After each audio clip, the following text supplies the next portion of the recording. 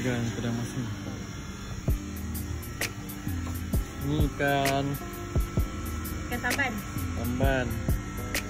Ini lama masin. Gerama masin. Ni tak ingat. Ni selangat. Ni ikan Ni lama cabut kepala. Ni gelama. Gelama terbelah dua.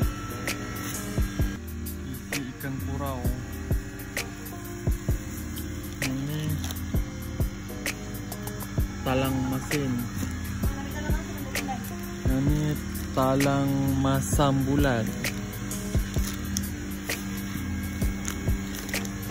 Tak tahu. Ikan isi malong. Yang ni talang putih. Ni sepat. Yang ni Temenung apa kan? Baca lah. Ni selangit belah. Yang ni gelama masam.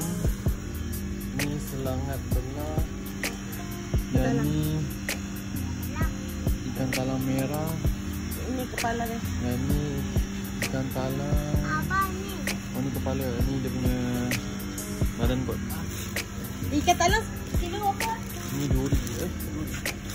Ikan duri. Apa tu? Ni talang kilo apa? Talang padi. Mama ambil dah ni.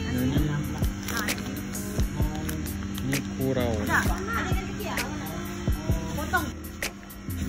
Ikan talang sekejap. 1 kilo RM11. Abang boleh potong ni tak? Alia pegang gambar. Potong ni. Ni jenis ikan bilik. Banyak.